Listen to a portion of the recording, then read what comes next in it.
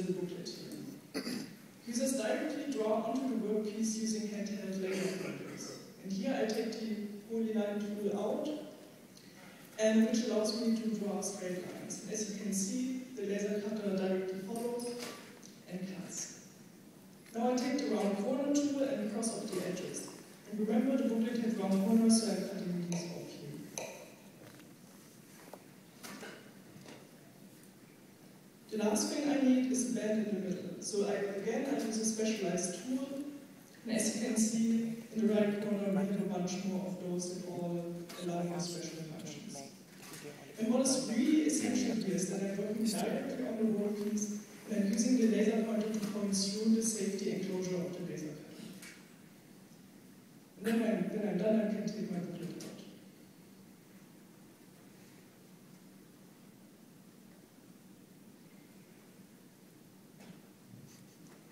Later on, I show you how we are making more high-end things such as this gearbox. But let me start at the very beginning. Obviously, this talk is about fabrication, but we take a natural user interface perspective. The traditional workflow is that users work on the computer, and after all editing is done, they print the model to a laser cutter, 3D printer, or milling machine. And there are really good reasons for doing this.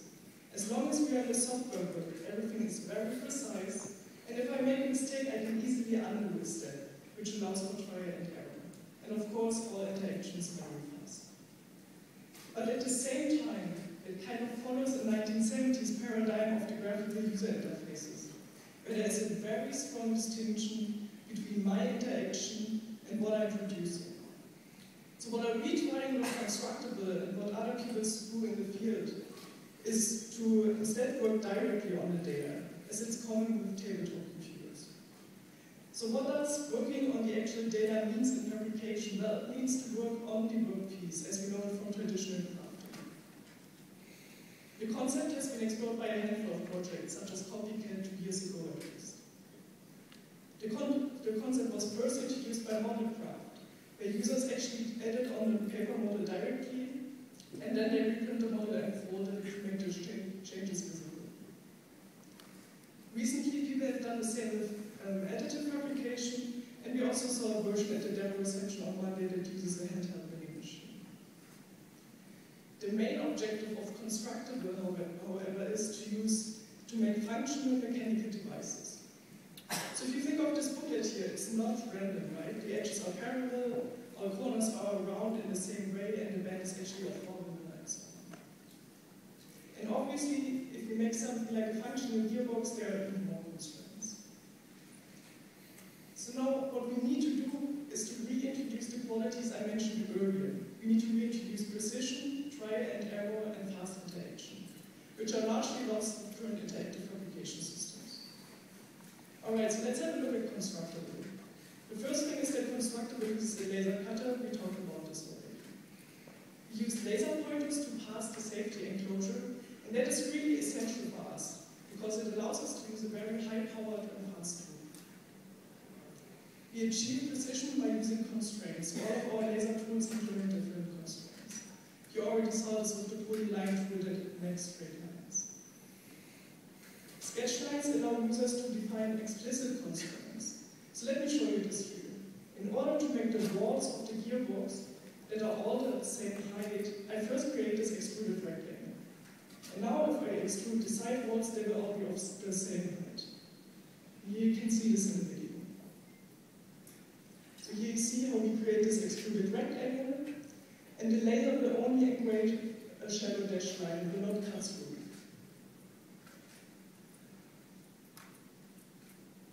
And now our future interactions will actually extrude just to that point, which allows me to have the same height for all of the side walls.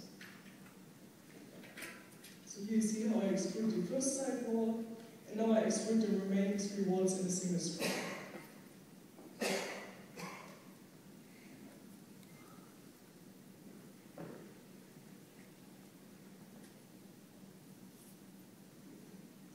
We use off-the-shelf laser pointers for our system.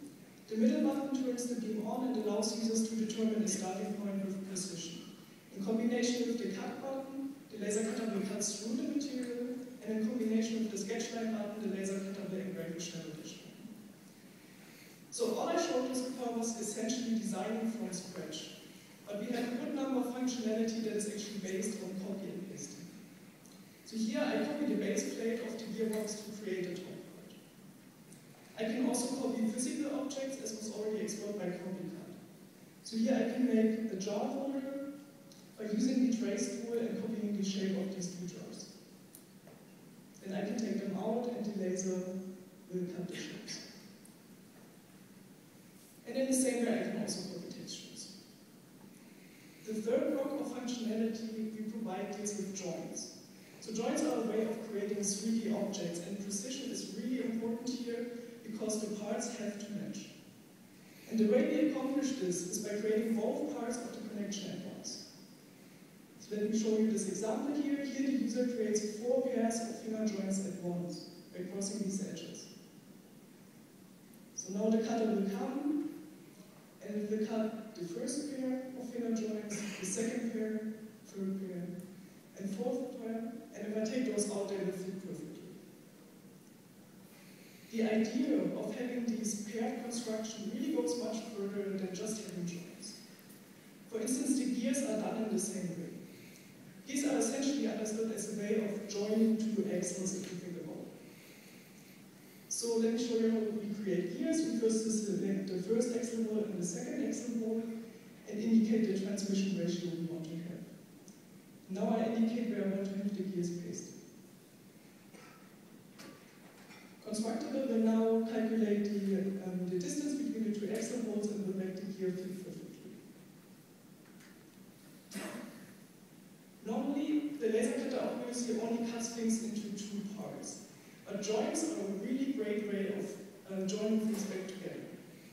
So while we normally make things that connect in 3D, we can use the same functionality to connect in plane. And we can use these for a certain amount of forgiveness and actually to repair things. Let me show this to you. If this cut was made accidentally, I can use the butterfly join tool to join these parts together by creating a butterfly shape joint. So here now I can take these joint out and reunite these 2 pieces. And last but not least, I can actually refabricate the whole thing. By crossing the edge, I can say, please repair this, and Constructable will now create a new object that does not have the cut. But obviously, this comes at the expense of some material. So we think many objects that we are going to make are rather simple. But let me show you how we make the gearbox. So here's the complete process of making the gearbox. Of course, it's not that fast normally. And we see how we make the base plate, the side parts, connect them with finger joints. And now we use a set of sketch lines to align the axle holes. And finally use the circle tool to create the axle holes and make the gears. And at the end of the process, we can take all parts out and we will have this functional gears. So if you want to try this for yourself, we weren't able to bring the laser cutter to another continent, but we will actually drive it down from Germany to Barcelona. So if you want to try it hands-on, please come and see us there. So for the implementation, this is rather a straightforward process. Constructable uses an overhead camera to track the user interaction on the workpiece. We illuminate the laser cutter from within to get rid of these reflections that you can see here. We identify which laser pointers can be used by adding switches to the toolbox. And here we see how Constructable tracks the user's draw path, recognizes the shape, and applies constraints such as calculating intersection points and making lines parallel. We then draw the geometry in an open draw document and send it automatically to the laser cutter. Since we have no driver level access at that point, we use a mouse robot that actually starts the print job by clicking this green button there, which then automatically starts the laser cutter. So let me come back to the discussion of reintroducing these 3 qualities into the fabrication process. As you just saw, we achieve precision by introducing constraints into each tool, and by creating joints pairwise. We We allow for a basic version of trial and error by letting users allow for undo a cut by uniting two pieces and reconfiguring them. And finally, our process is really fast and to use this high-powered laser.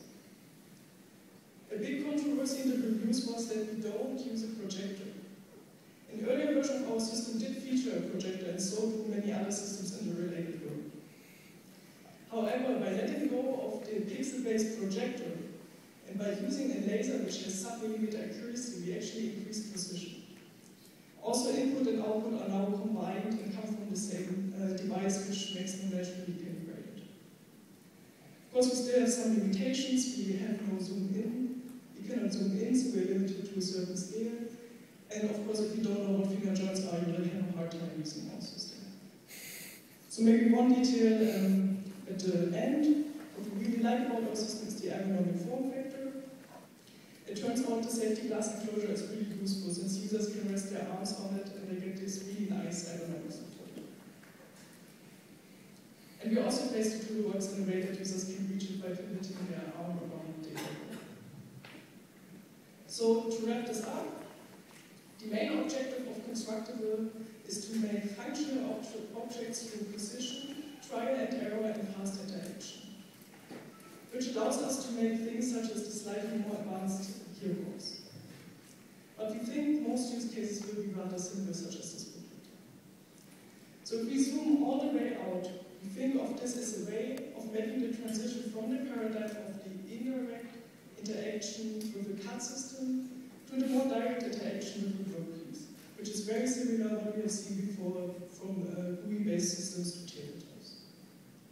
So one last thing, we have an open PhD or postdoc position at our lab at Hasso Institute. So if you're interested, please speak to me after the end of this talk, which is basically the end of this conference.